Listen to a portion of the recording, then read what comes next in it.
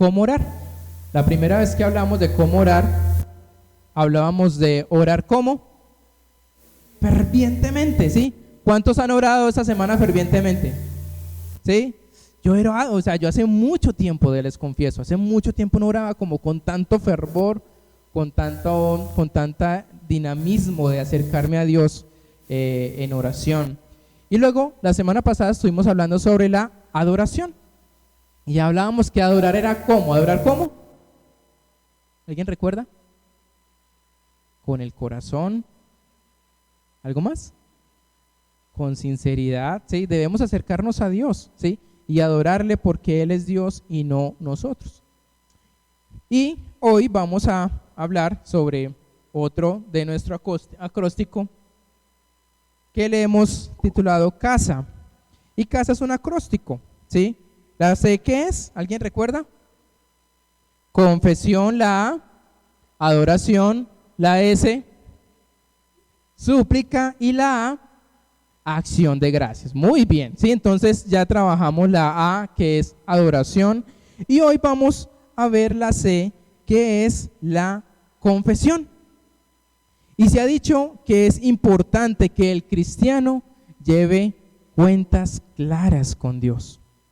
Y aunque nuestros pecados han sido clavados en la cruz y a través de Cristo ha expiado todos nuestros pecados que hemos cometido en el pasado, en el presente y en el futuro, aún así, en términos del proceso de nuestra santificación, ¿qué debemos hacer nosotros? Confesar a Dios nuestros pecados, ¿cierto? Necesitamos ir a Dios. Todavía estamos llamados a venir a Él de manera regular, confesando nuestros pecados. Ahora, muchas veces la forma en que confesamos nuestros pecados a Dios, muchas veces es hasta un insulto a Dios, porque no lo hacemos tal vez de la manera correcta. ¿Y por qué lo digo que tal vez es un insulto? Porque en teología hacemos algo de distinción entre dos tipos de arrepentimiento. La primera, ¿cuál es? Contrición, y la segunda es atrición. ¿Alguna vez has escuchado esos dos términos de arrepentimiento? ¿La contrición qué es? ¿Qué entienden por contrición? Ajá. Sentir como la culpa, ¿cierto? ¿Sí? Y miren, hay veces que uno no entiende a veces términos de la Biblia, pero uno simplemente ora. Y una vez dice, Señor, yo te pido que tenga yo un espíritu contrito y humillado. ¿Cuántos han orado con esa palabra contrito y humillado? Yo he orado por eso y yo dije, pero hasta ahora yo digo, ¿pero qué significa esa palabra? ¿Sí? Y hoy vamos a ver ese término de contrición y de atrición, ¿sí? ¿La contrición qué es? La contrición es un arrepentimiento genuino por haber obrado en desacuerdo con la voluntad de Dios. ¿Y propósito de qué? De no volverlo a hacer, ¿sí? Ese deseo ferviente de decirle, Señor, perdóname, te pido perdón por lo que yo hice y yo no quiero volver a hacerlo, yo no quiero caer nuevamente en ese pecado. Pero la atrición es un arrepentimiento, pero ¿por medio de qué? Por miedo, ¿sí? ¿Por medio a qué? Al castigo, ¿sí? Veámoslo de la siguiente manera. El hombre o la mujer está fritando las tajadas en la casa y entonces pasa el niño y ¡pin! Coge una tajada del plato, ¿cierto? Y luego usted lo pilla o la pilla y usted hace así. ¿Cuál es la reacción del niño? ¿Qué le va a decir? ¿Mamá o papá qué? No me castigue, ¿sí? Es que tenía hambre, es que quería comerme una tajada, ¿sí? Ese es la atrición es ¿qué? Es el miedo al ¿qué? Al castigo, ¿sí? Pregunta, y seamos sinceros con esto, ¿cuál de los dos términos es usado frecuentemente en mi oración a Dios? La atrición, que es el miedo al castigo, como que Señor, yo no lo vuelvo a hacer, pero por favor no me castigue por esto. O usamos la contrición, que es un arrepentimiento genuino por lo que yo he hecho. ¿Cuál de los dos términos hacemos? Espero que sea la contrición, ¿cierto? Pero seamos sinceros, en algún momento usamos la atrición, porque nos da miedo de las consecuencias que tal vez puede traer ese pecado. Y le decimos a Dios, Dios, yo no lo quiero volver a hacer, pero por favor no me vayas a castigar por lo que he estado haciendo. Así que si queremos entender cómo se supone que debe lucir este elemento en la oración, tenemos un modelo perfecto. Y este modelo perfecto lo vemos en el Salmo 51. Así que hoy vamos a reflexionar sobre el Salmo 51, que fue escrito por, ¿saben por quién? Por David. Y ese salmo fue escrito después que fue confrontado por el profeta Natán por su pecado. ¿Con quién? Con Betsabé. ¿Sí? Entonces, hagamos un poquito de historia. David está en su palacio y él debía estar ¿en dónde? En la guerra, ¿sí? Pero él estaba en su palacio, ¿sí? Aperezado, estaba, no sé cómo estaba el hombre, y el hombre le dio por salir ¿a dónde? Al balcón. Y cuando salió al balcón, ¿quién se encontró con sus ojos? Una hermosa mujer que se estaba bañando. Y dice que el hombre quedó flechado, el hombre quedó cautivado por esta mujer.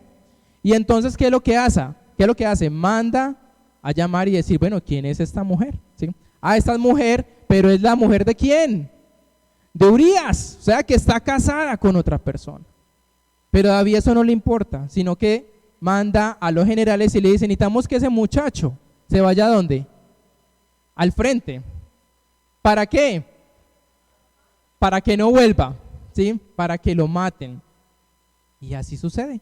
Y luego entonces David toma a Betsabé por esposa y comete grandes pecados en ese momento.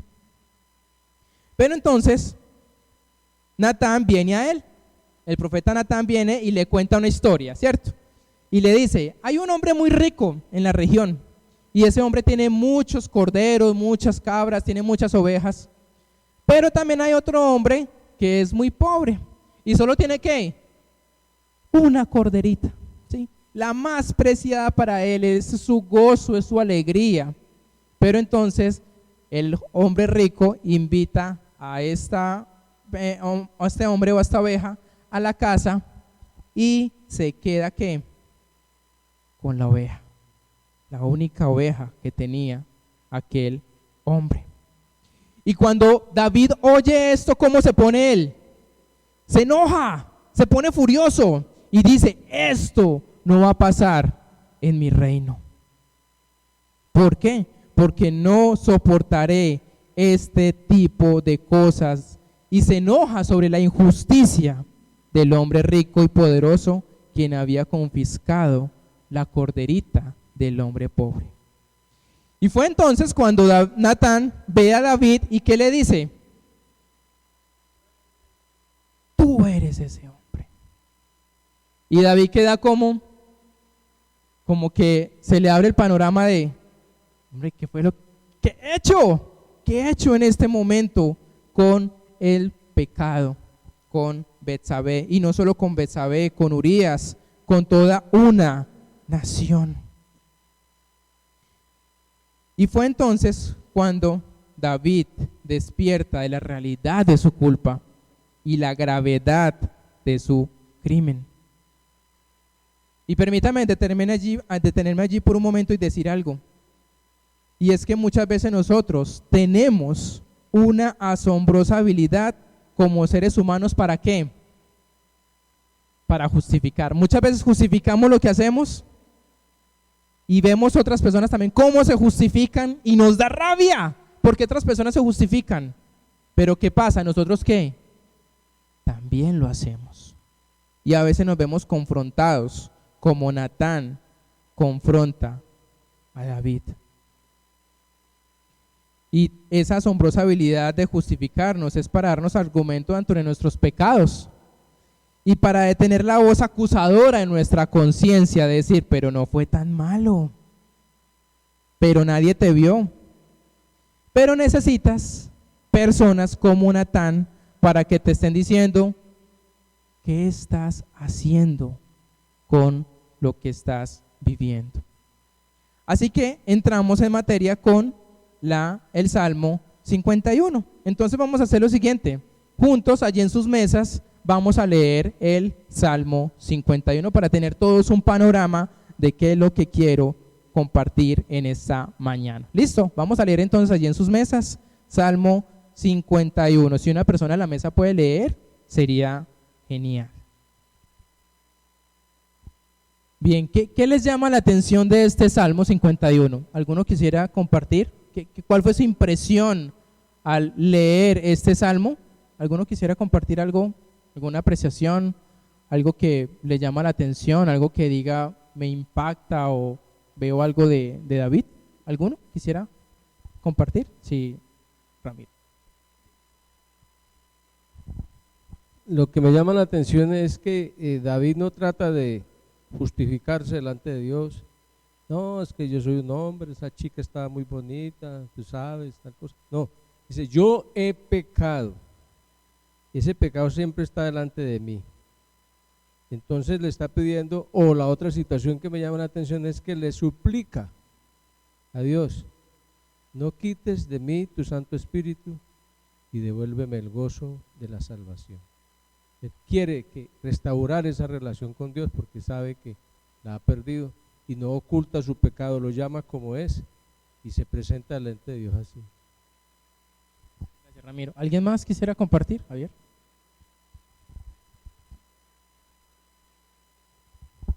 Los versículos que siempre me han llamado más la atención, pues en el primero, pues él pide la misericordia de Dios, pero en el 3 y en el 4 dice, porque yo reconozco mis rebeliones y mi pecado está siempre delante de mí,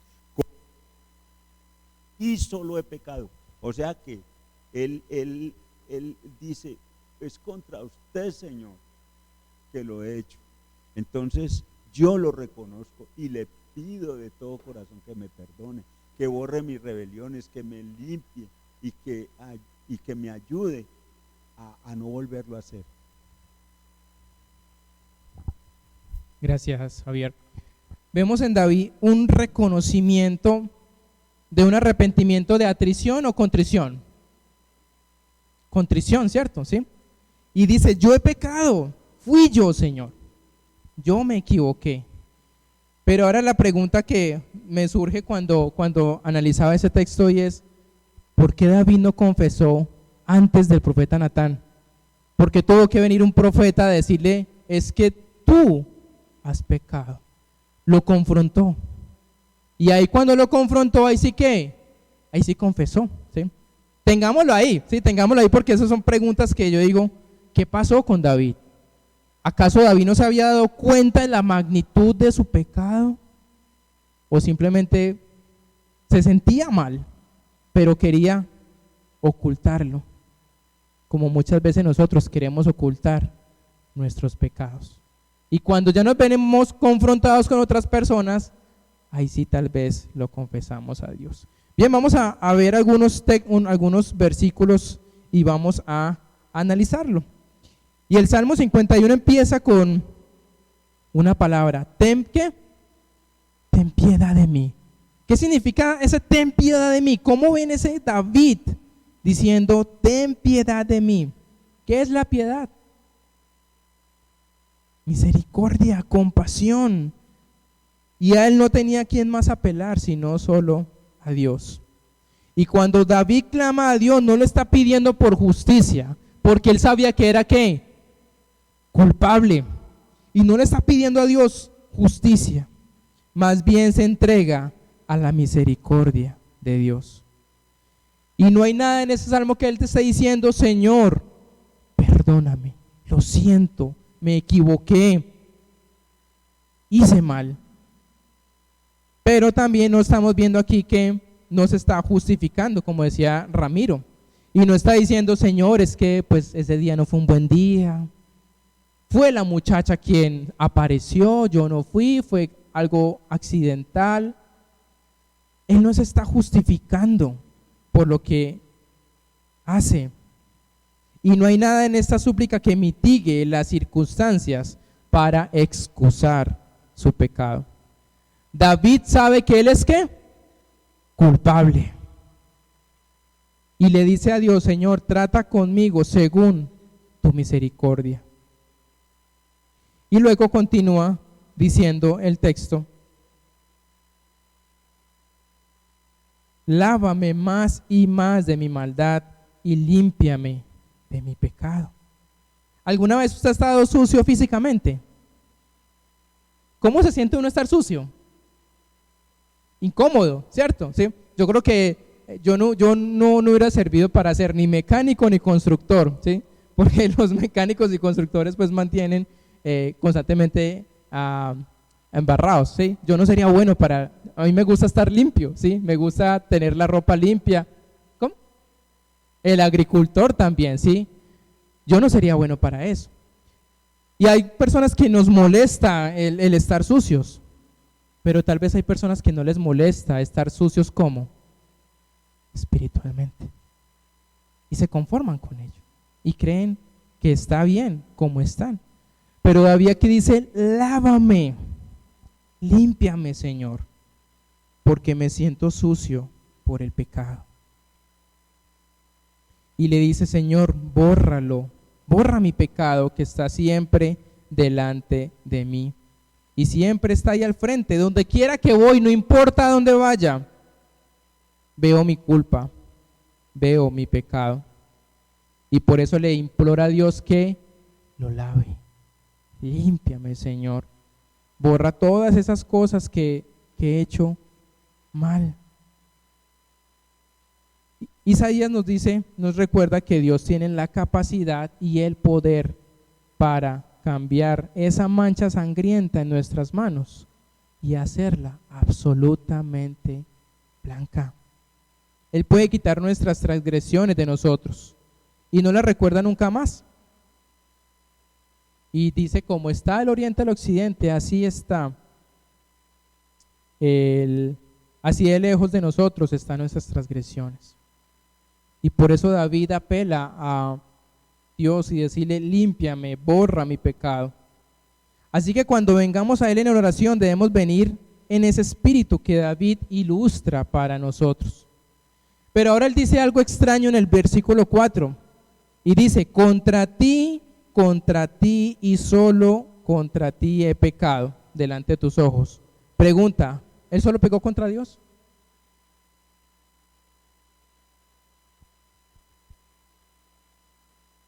¿Sí o no? ¿Él pecó solo contra Dios? ¿Con quién pecó? Sus esposas. Tenía esposas David. ¿Con quién? Contra Betsabé, Urías, contra los generales que les pidió que mandaran a este hombre a la guerra. ¿Con quién más? El profeta. Contra toda una nación pecó, porque él no fue el rey fiel que necesitaba y que esperaba el pueblo. Entonces uno podría decir: pero ¿por qué entonces David dice que solo peca contra Dios? Si había pecado contra toda una nación, él transgredió contra toda una ciudad. ¿Y por qué habla esto en el versículo 4? Porque el pecado es una ofensa ¿contra quién? Contra Dios. Y es su ley la que está siendo quebrantada. Y la Biblia nos dice que donde no hay ley, no hay transgresor. Y cuando quebrantamos la ley de Dios, estamos transgrediendo contra Él, porque Él es quien da la ley. Así que en este punto David no está tratando de minimizar su culpa ante los hombres, sino que está tratando de maximizar y enfrentarse a la totalidad de su culpa. ¿Ante quién? Ante Dios.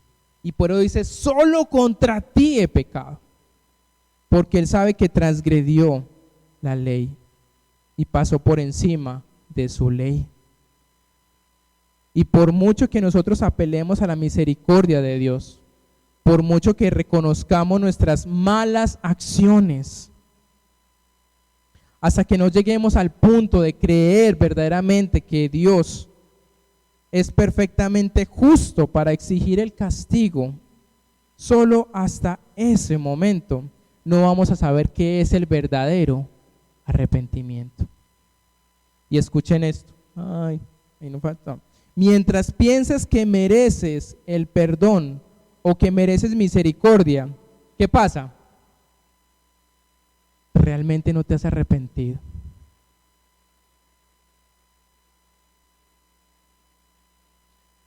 No es una contrición, sino que es una ¿qué?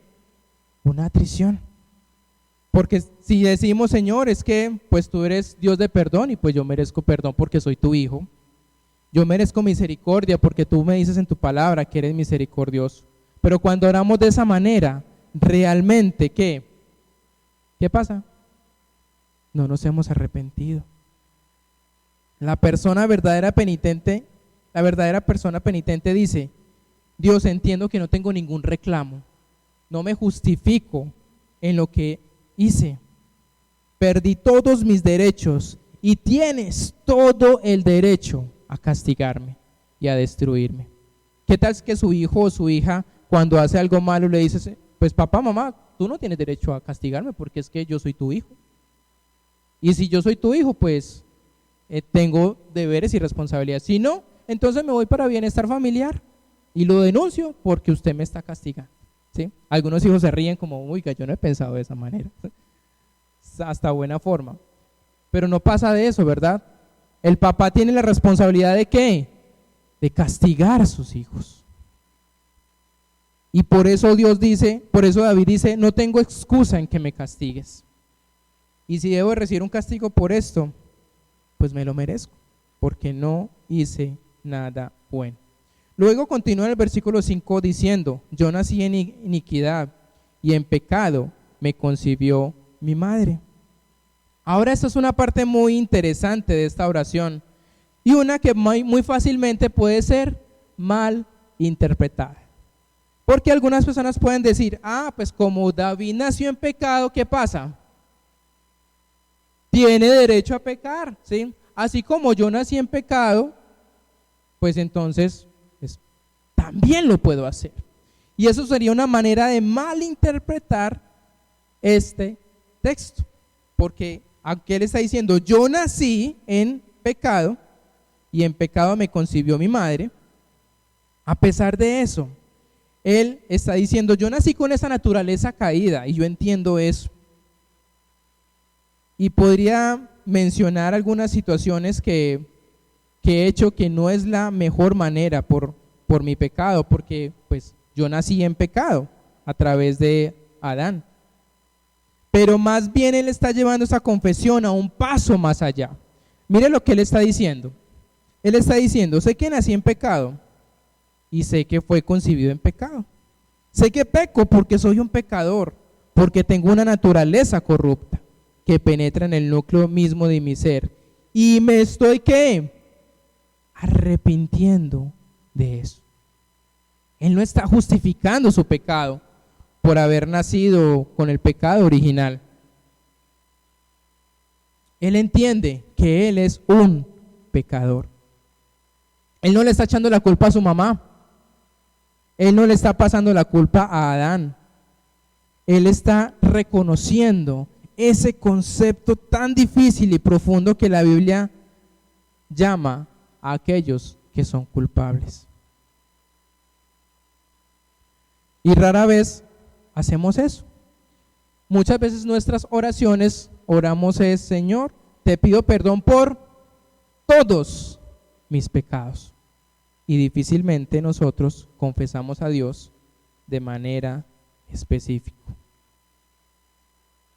Luego continúa el versículo 8 diciendo, hazme oír gozo y alegría, y haz que se regocijen los huesos que has quebrantado. Esconde tu rostro de mis pecados y borra mis iniquidades. ¿Qué había perdido David?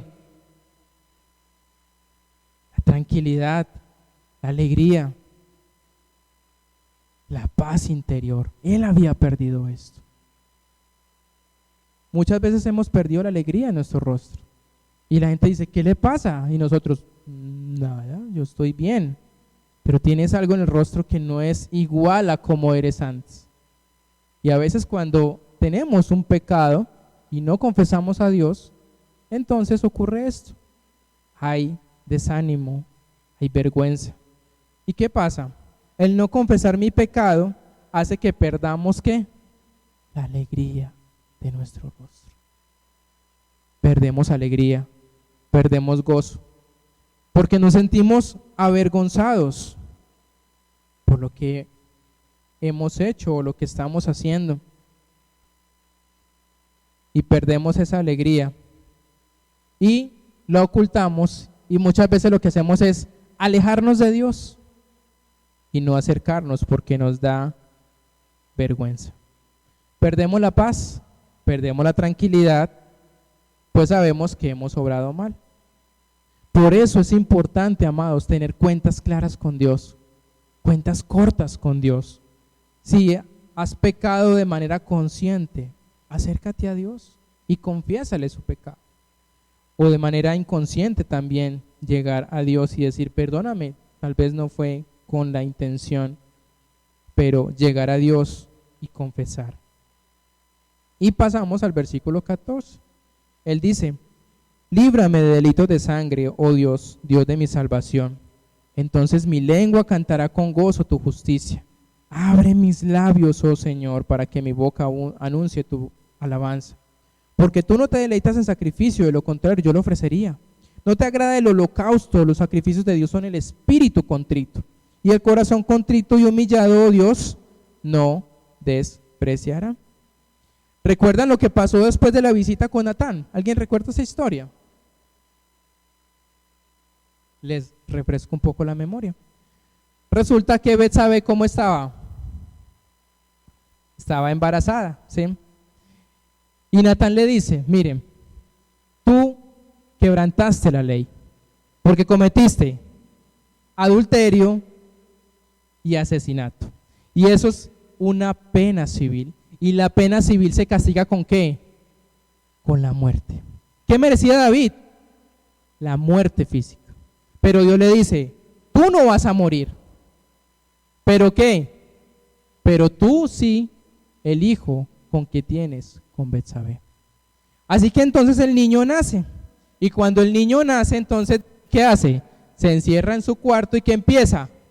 A orar, ¿sí? Y se está desnudo y se pone ceniza en su cabeza y dice, Señor, Señor, por favor, te pido que no muera ese bebé. Y está durante 7 días él orando, clamándole a Dios, así como hemos estado nosotros con esa oración ferviente. Y los sirvientes alrededor estaban temerosos, porque creo que era el niño, sí, el niño, al 7º día, ¿qué pasó? Murió. Y no sabían cómo decirle la noticia a David. Entonces David sale de su cuarto, y David era una persona inteligente, y ve en el rostro de esos sirvientes que su hijo había muerto. Y les dice, mi hijo murió. Ellos dicen, sí, ha muerto. Y entonces, ¿qué él hace? Se levanta, va al templo, ¿y qué hace? Adora a Dios. Por eso él dice, porque tú no te deleitas en sacrificio, de lo contrario, ¿qué? Yo lo hubiera ofrecido. No te agrada el holocausto.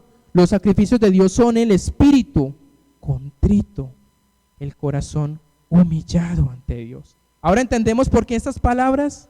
O sea, después de él pasar por un momento de decir, mi hijo murió y soy culpable por eso, porque transgredí la ley de Dios.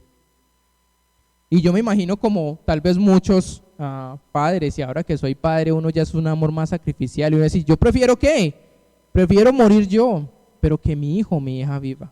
Y yo me imagino a David en esa circunstancia, pero Dios le dice, tú no vas a morir, pero sí va a morir este niño. Y él tomó su castigo. Él tomó su castigo y alabó a Dios. Y él dijo, oh Dios, si tú te deleitaras en sacrificios, yo lo ofrecería. Si quieres holocausto, yo lo ofrecería. Pero los sacrificios de Dios son el espíritu contrito, el corazón contrito. Eso nunca lo despreciarás. O sea que Dios no va a despreciar un corazón arrepentido de manera genuina. Porque si vamos a Dios por el miedo al castigo, Dios va a decir, pues entonces solo quieres orar por que no tengas un castigo. Pero si tenemos un corazón contrito y humillado, esa debería ser nuestra actitud cada vez que oramos. Y tan pronto como nosotros adoramos las maravillas de Dios, como lo vimos la semana pasada, necesitamos contrastar la belleza de su santidad con una confesión fresca de nuestras transgresiones ante Él en un espíritu de contrición. Y termino con 3 pensamientos a raíz de este texto. Y lo primero es que necesitamos personas a nuestro alrededor que nos hagan ver nuestro pecado para confesarlo a Dios. ¿Qué quiere decir esto? Vea, si Natán no hubiera llegado a David, ¿qué hubiera pasado? Él tal vez hubiera seguido en lo mismo. Pero él se sintió confrontado ¿por quién? Por un hombre que le dijo, tú eres este hombre. Y muchas veces, amados, nosotros necesitamos personas a nuestro alrededor que nos confronten, que nos hagan ver nuestro pecado, porque tal vez nos sentimos cómodos o como pues nadie me vio y pues está oculto. Pero amados, necesitamos personas y espero que tú tengas personas maduras al cuales tú le puedas confesar tus pecados. Y eso no lo digo yo, lo dice Santiago 5:16. ¿Alguien podría leer por favor Santiago 5:16?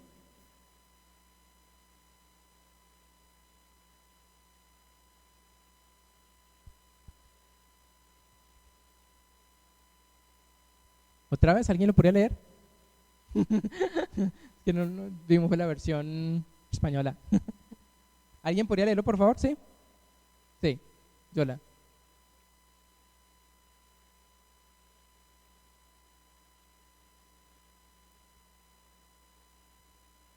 Mire, ¿qué nos manda Santiago? A que nosotros que vayamos a otra persona y le digamos, mire, yo soy débil en esto. Me cuesta hacer esto.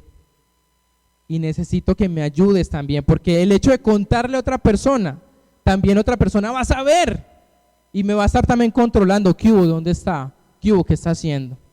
Y es importante que tengamos personas a nuestro alrededor en la cual tú le puedas contar con sinceridad, mira, yo soy débil en esto.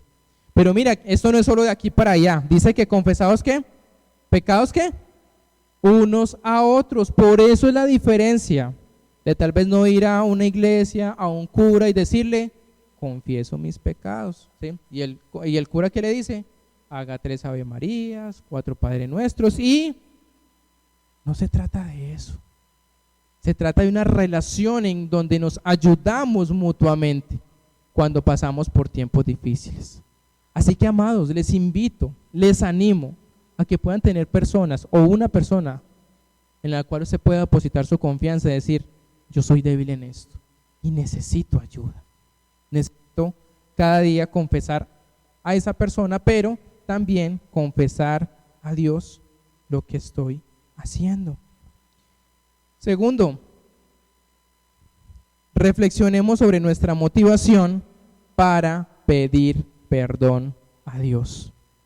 ¿Cuál es nuestra motivación al pedir perdón a Dios? ¿Es por atrición, o sea, miedo al castigo, o lo hacemos verdaderamente por contrición, por ese arrepentimiento genuino de lo que hemos hecho?